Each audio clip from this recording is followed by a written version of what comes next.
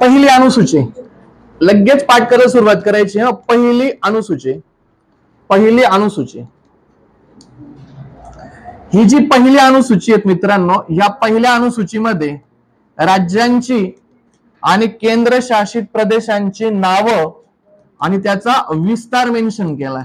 त्याचा विस्तार मेन्शन केलाय. कुणाचं? राजा, केंद्रशासित प्रदेश आणि राज्य, त्यांचं नाव वगैरे, त्यांचा विस्तार वगैरे ते आपल्याला मेन्शन केलेलं पाहायला मिळतं.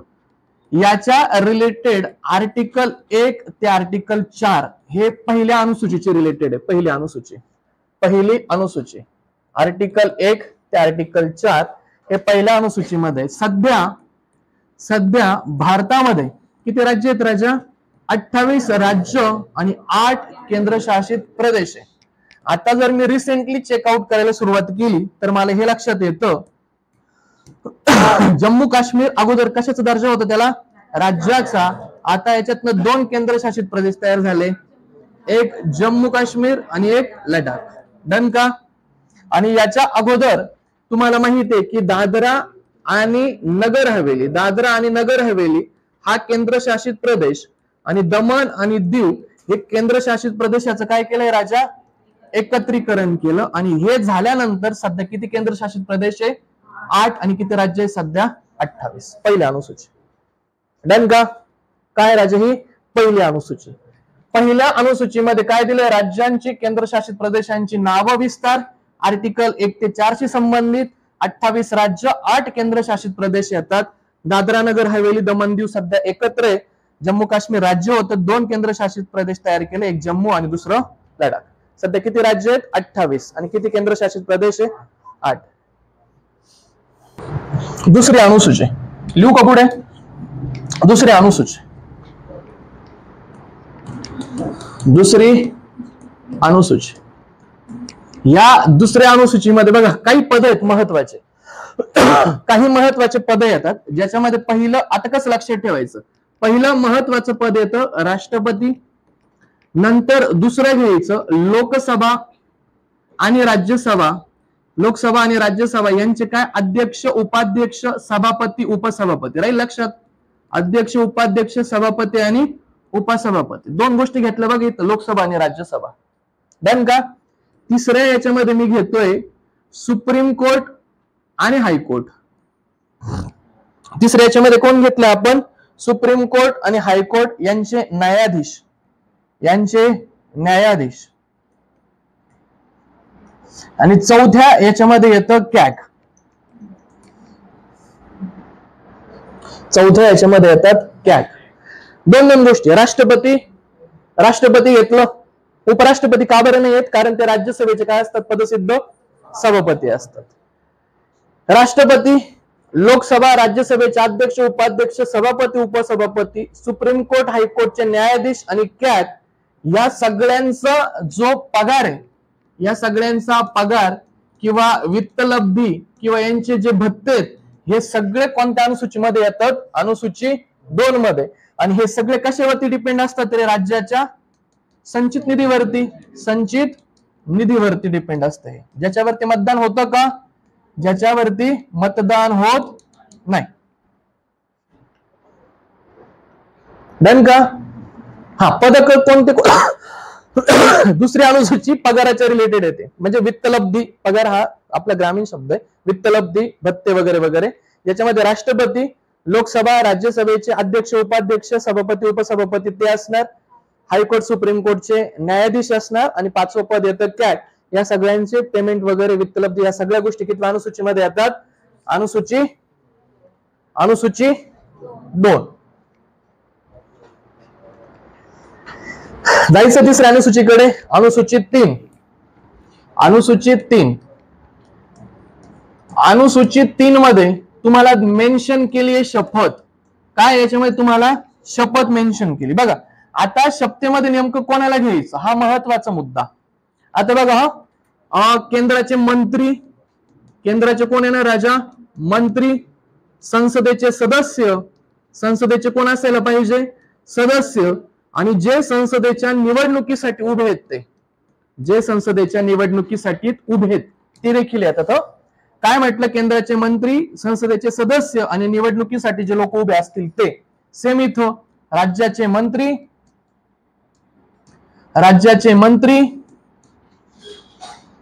विधानमंडळाचे सदस्य आणि याच्या निवडणुकीसाठी जे लोक उभे असतील ते, हे झालं केंद्राचे मंत्री, संसद सदस्य, निवडणुकीला उभे असणारे लोक, राज्याचे मंत्री, विधानमंडळ सदस्य, निवडणुकीला उभे असलेली लोक यांच्या शपथेचा जो नमुना आहे, शपथ अनुसूचित 3 नुसार घेतली जाते. आणि मी तुम्हाला इथे एक महत्वाचा मुद्दा सांगतो. सुप्रीम कोर्ट आणि हायकोर्टचे न्यायाधीश यांना सुद्धा जी शपथ आहे ती अनुसूची किती नुसार दिली जाते? 3 नुसार. आणि जो कॅग येतो, कॅगला सुद्धा जी शपथ दिली जाते ती अनुसूची 3 नुसार. किती अनुसूचीनुसार? 3 नुसार. प्रकर्षाने इथे लक्षात ठेवायचं की अनुसूचित 3 मध्ये कोण येत नाही? राजा, राष्ट्रपती येतात का अनुसूचित 3 मध्ये? अनुसूचित 3चा आणि राष्ट्रपतींचा संबंध नाही. संबंध कुणाचा नाहीये? अनुसूचित 3चा राष्ट्रपतींचा. कारण राष्ट्रपतींच्या शपथेसाठी किती आर्टिकल आहे? आर्टिकल 60 मध्ये त्यांची शपथ मेन्शन आहे. उपराष्ट्रपतींच्या शपथेसाठी आर्टिकल येतो 69 आणि राज्यपालांच्या शपथसाठी आर्टिकल येतो 159. यांच्या शपथेसाठी स्वतंत्र आर्टिकल असल्यामुळे अनुसूचित 3 मध्ये यांच्या शपथा येत नाही. डन का? आता तुम्हाला असं वाटेल मग पंतप्रधानांच्या शपथेचं काही स्वतंत्र आर्टिकल आहे का? नाही. त्यांना सुद्धा शपथ कुणामध्ये येणार? कारण त्यांना दर्जाच कुणाचा आहे? समजा ते ऍज अ मंत्री म्हणून, केंद्रीय मंत्री म्हणून त्यांना या अनुसूचित 3 नुसार शपथ दिली जाते. मुख्यमंत्र्यांची शपथ अनुसूचित 3 नुसारच होणार. डन का? अशा प्रकारच्या ज्या गोष्टीत काय लक्षात ठेवलं? केंद्राचे मंत्री, संसद सदस्य, निवडणुकीला उभे, राज्याचे मंत्री, राज्याचे सदस्य, निवडणुकीला उभे, सुप्रीम कोर्ट, हायकोर्टचे न्यायाधीश आणि कॅगची जी शपथ आहे ती अनुसूचित 3 नुसार दिली जाते. जाऊ पुढे. अनुसूचित 3 आली लक्षात?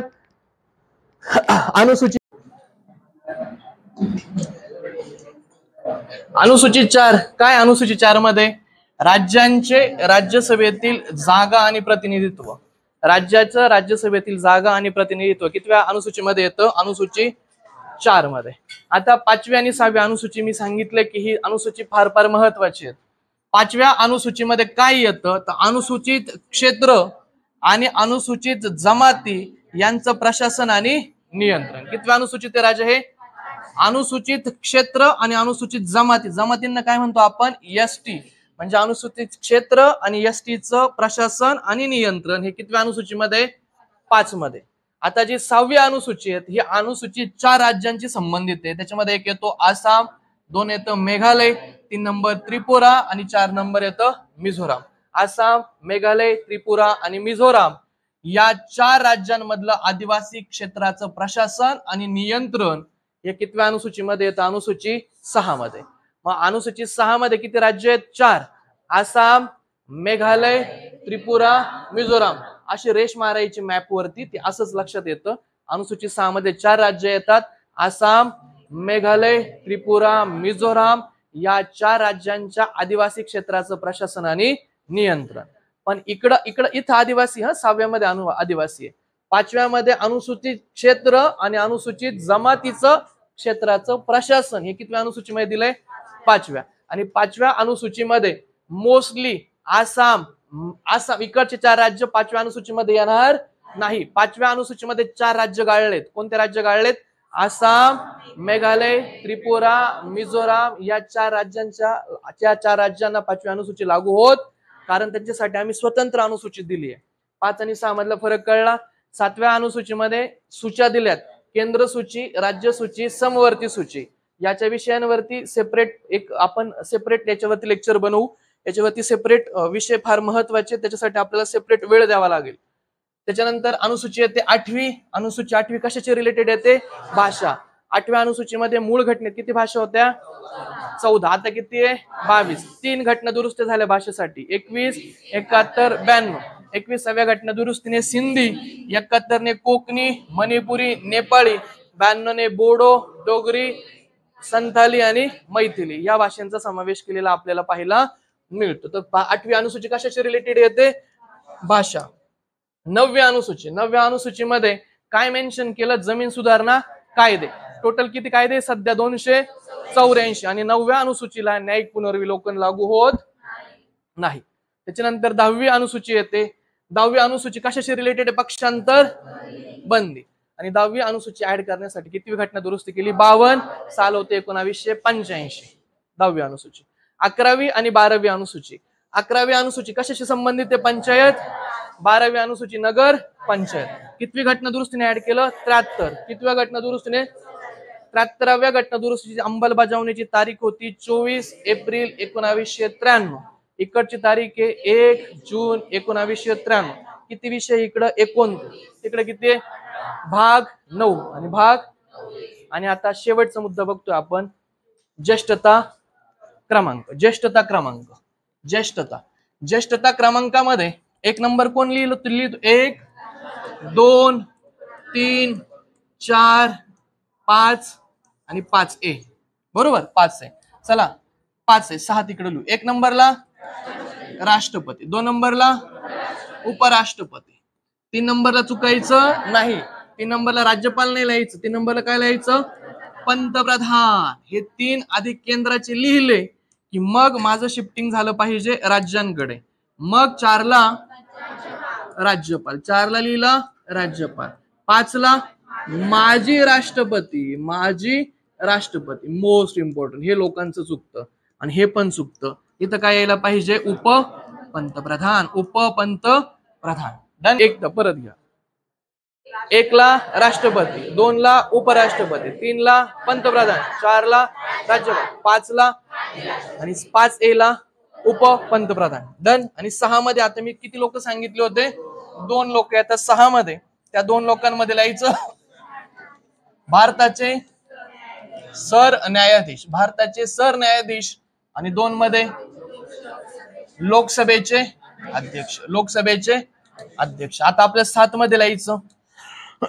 7 मध्ये कोण येतं? तर 7 मध्ये येतात केंद्रीय मंत्री. 7 मध्ये येतात केंद्रीय मंत्री.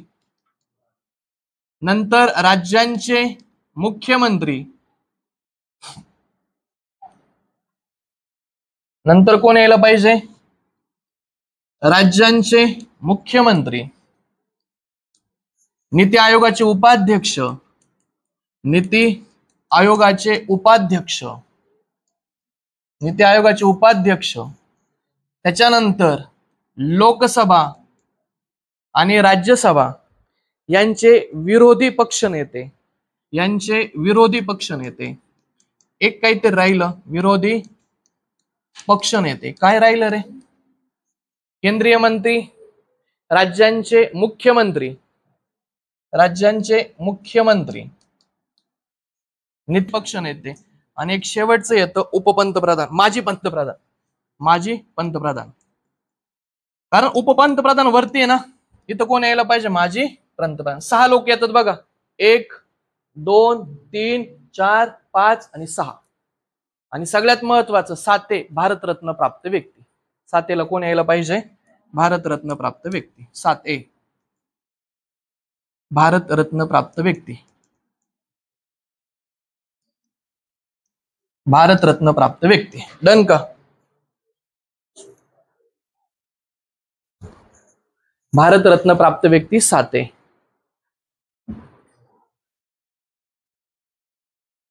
चला लास्ट टाइम सांगा आणि मग आपण हे डन करू. आजचं लेक्चर थांबवू.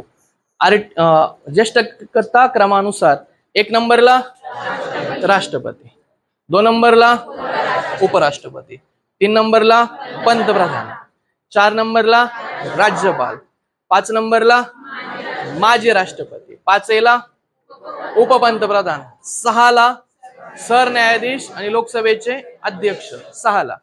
त्याच्यानंतर 7ला केंद्रीय मंत्री, राज्यांचे मुख्यमंत्री, नीती आयोगाचे उपाध्यक्ष, राज्यसभा लोकसभा यांचे विरोधी पक्ष नेते आणि माजी पंतप्रधान. आणि 7A भारतरत्न प्राप्त व्यक्ती. अशा प्रकारे आपलं आजचं पॉलिटिक्स लेक्चर संपतं. Thank you so much.